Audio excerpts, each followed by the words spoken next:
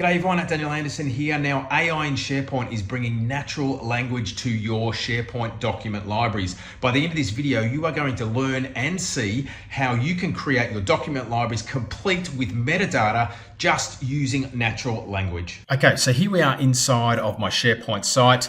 Let's go into our AI in SharePoint. Now, let's ask a question. And I'm going to use my voice here. All right, so it's loading this panel on the right-hand side. Can you please create a document library called agreements? Now, in this agreements library, we want to have 3 columns. One for effective date, so that should be a date column. I want one for the agreement status. Now, the status options should be draft, in review, and pending legal review. Now, we also want a column called agreement types. Now, in the agreement types, the options should be customer agreement, sales agreement, and service agreement.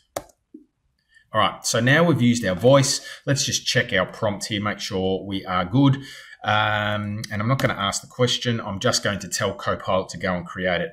Now, this agreement library, we want to have 3 columns. That's exactly right. And let's have a look and see what happens. All right. So again, just using our natural language, like we saw in the previous video with our lists, we can now do that with document libraries, all right? So first of all, it's checking to see if there's a document library with that name in existence already. Now, that's a good check, right? So now no library with that name exists, so it's going to create that now with those 3 columns.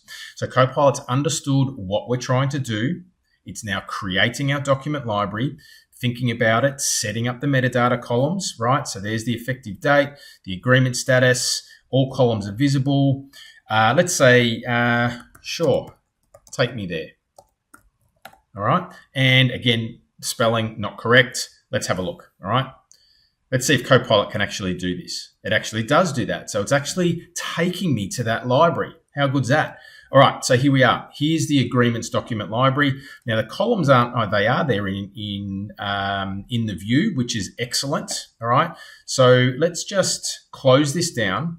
And let's have a look at these columns. So I'm just going to edit this column. Let's make sure it's a choice column. It's got draft, in review, and pending legal review. That is excellent. Now, let's upload some documents, shall we? All right, so our documents are uploading. There are the 3. Let's just hide these columns. So I'm just going to hide these modified by and modified, so that we can see our columns that we created, all right? So there's our columns, right? Let's go into grid view. Let's select the date. This should be a date, excellent. So I'm just going to drag that down. Let's have a look at our status. We do, we got draft, we got in review, and we've got pending legal review. So that's perfect.